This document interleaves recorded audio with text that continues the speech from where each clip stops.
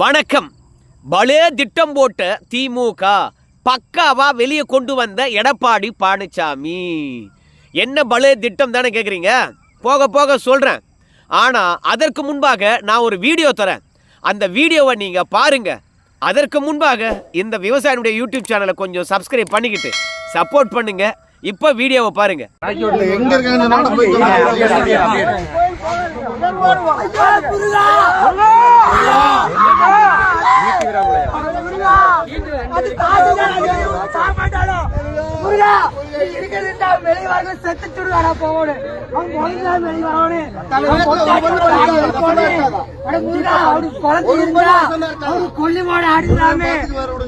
இந்த வீடியோ பற்றியான முழு விவரம் நம்முடைய இன்னொரு சேனலான எட்டி டாக்ஸில் சொல்லியிருக்கிறேன். அங்கே போய் பார்த்து தெரிஞ்சுக்குங்க. ஏயா அங்கே போய் விவரம் பார்த்து தெரிந்து கொள்வதற்கு எதற்காக இந்த வீடியோ இங்கே கொடுத்த அப்படின்னு சொல்லிட்டு நீங்கள் கேட்பீங்க. இந்த வீடியோவுக்கும் நம்ம முதலமைச்சர் ஐயா கொண்டு வந்திருக்கின்ற பழைய திட்டத்துக்கும் ஒரு தொடர்பு இருக்குது. நம்ம முதலமைச்சரை பொறுத்த வரைக்கும் 11ஆம் தேதி ஒரு திட்டத்தை கொண்டு வர போகிறார்.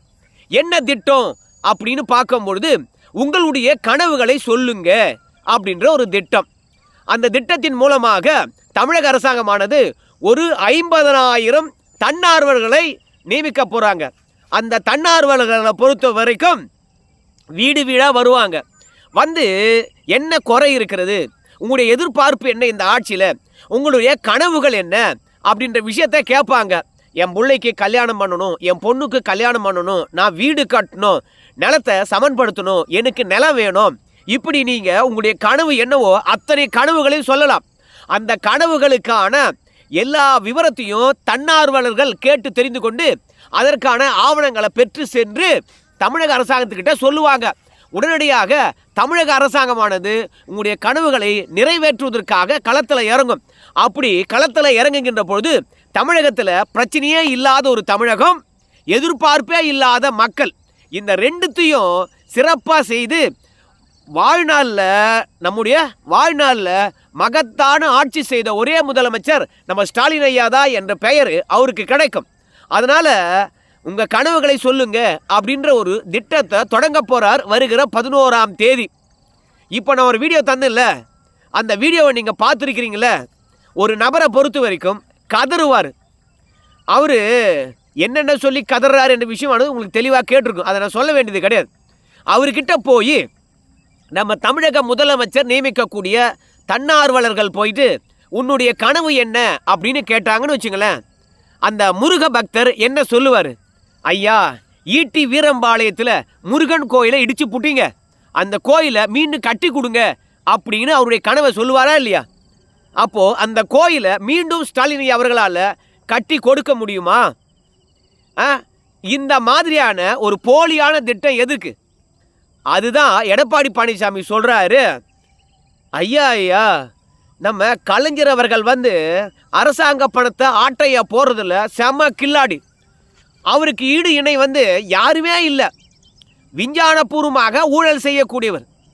அவர் கிட்டத்தட்ட ஒரு 60 ஆண்டு காலம் அரசியல் களத்தில் இருந்தாலும் அவர் மீது ஊழல் குற்றச்சாட்டுகள் இருக்கும்.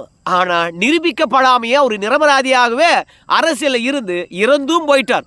அந்த அளவுக்கு அரசாங்க பணத்தை ஒரு ஆட்டையை போட்டிருக்கின்றார். ஆட்டையை போட்டிருந்தா நீதிமன்றத்தின் முன்பாக நிறுத்தப்பட்டு ஒரு தண்டனை கிடைச்சிருக்குமே.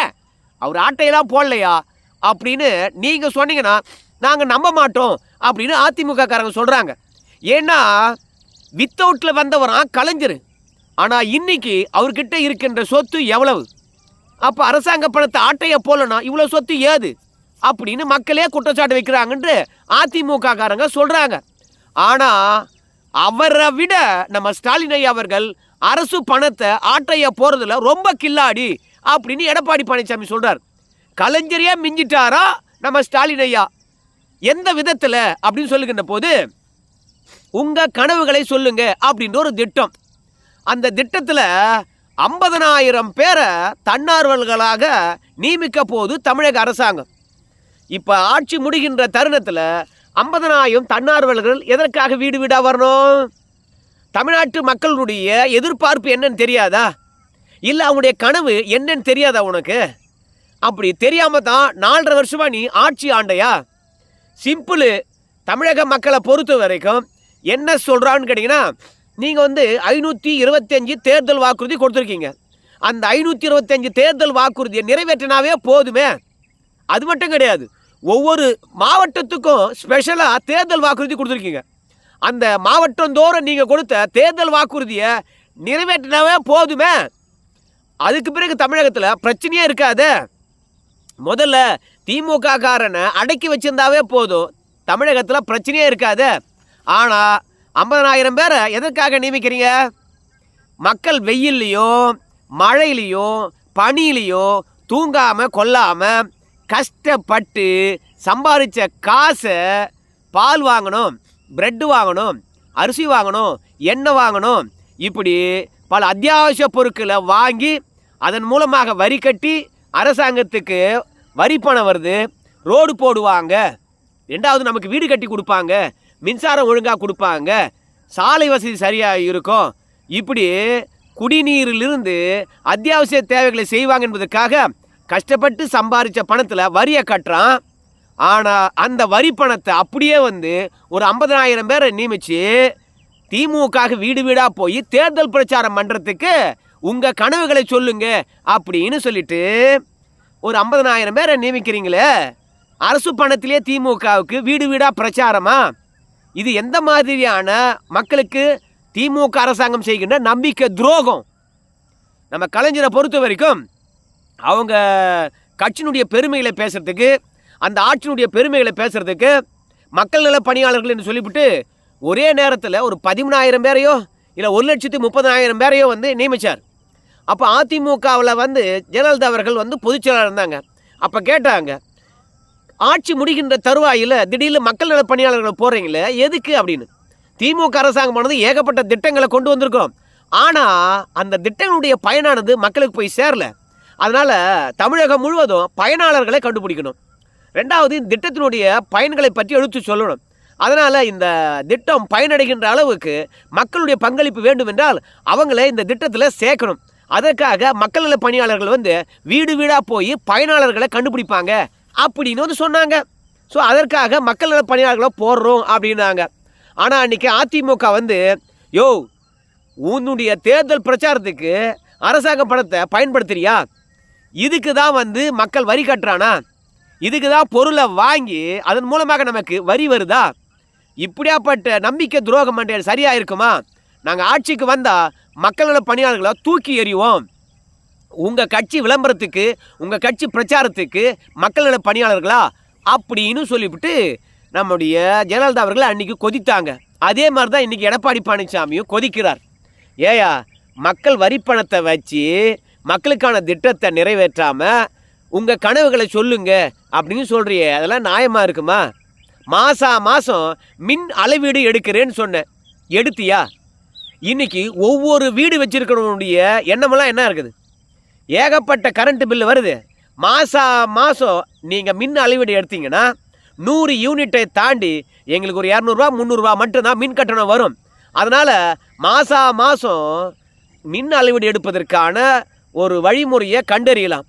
ஆனால் அதெல்லாம் விட்டு ஒரு 50,000 பேரை மக்கள் வரி பணத்தை வீண் பண்ணி உங்கள் கனவுகளை சொல்லுங்க அப்படின்னு போய் வீடு வீடாக போய் திமுக பிரச்சாரம் பண்ணுறதுக்கு இந்த மாதிரி வேலையை பார்க்குறீங்களே, இது எப்பேற்பட்ட ஏமாற்று வேலை. இப்போது நம்ம முதலமைச்சர் ஐயாவுடைய மருமகன் இருக்கின்றார் சபரீசன்.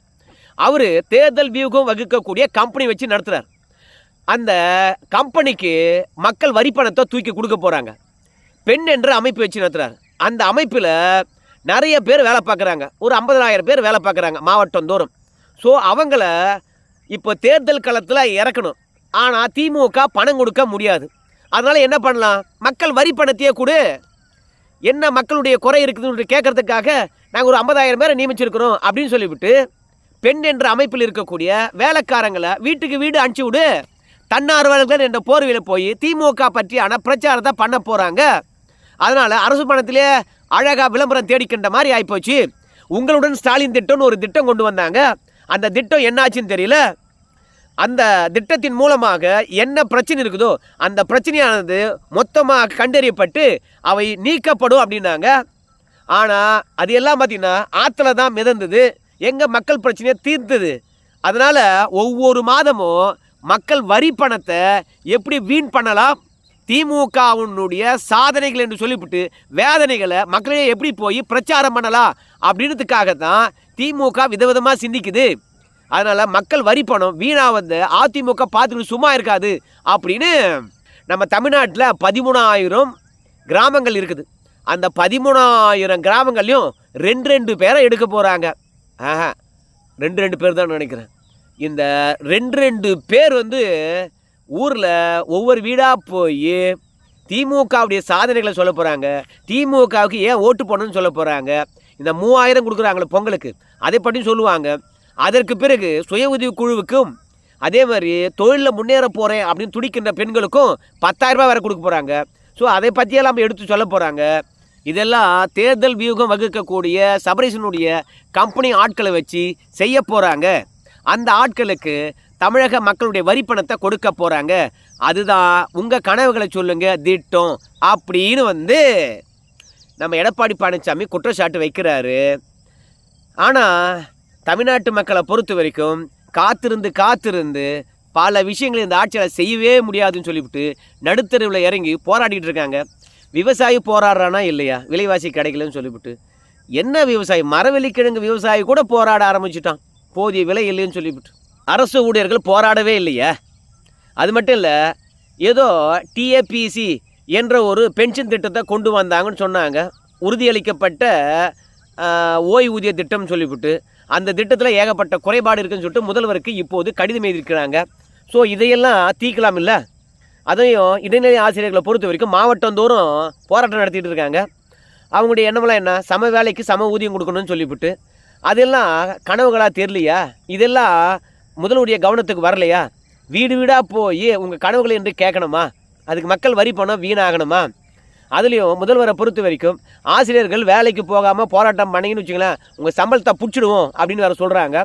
ஸோ மொத்தத்தில் தமிழகமே போராட்ட களமாக இருக்குது. பெண்களுக்கு பாதுகாப்பே கிடையாது. திமுககாரனுடைய அட்ராசிட்டி அதிகமாக இருக்குது. இதெல்லாம் பார்த்த பிறகும் உங்களுடைய கனவுகள் என்ன என்று ஆட்களை போட்டு கண்டறிந்து அதை நிறைவேற்ற போகிறோம் அப்படின்னு முதல்வர் சொல்கிறது எவ்வளோ ஏமாற்று வேலை.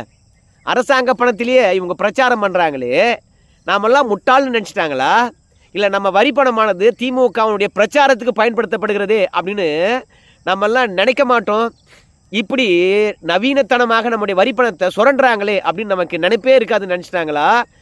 எதன் அடிப்படையில் தமிழ்நாட்டு மக்களை முட்டாள்னு நினைக்கிறாங்கன்னு நமக்கு தெரியல. இந்த திமுககாரங்க எடப்பாடி பழனிசாமி சொல்லலைன்னா கூட காலப்போக்கில் திமுக இந்த மாதிரியான ஊழலில் அற்புதமாக கரை கண்டதுன்னு சொல்லிட்டு தமிழக மக்கள் புரிஞ்சு கொள்ள மாட்டாங்களா?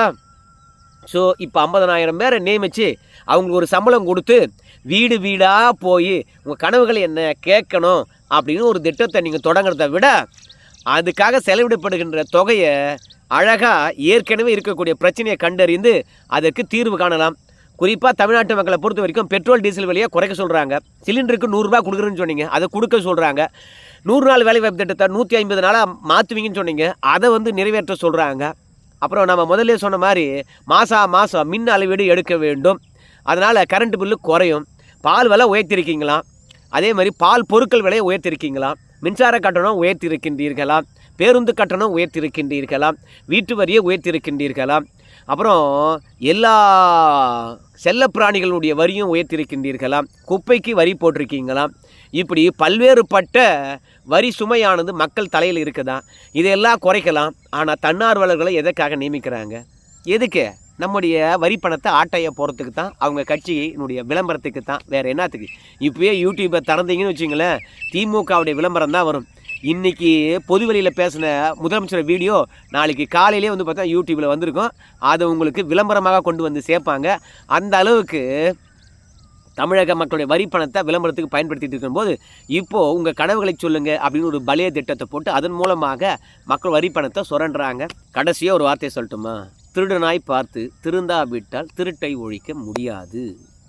இது திரைப்படத்தில் வந்த பாட்டு. இது திமுக பொருந்துமா? உங்கள் கருத்தை சொல்லுங்க. நன்றி.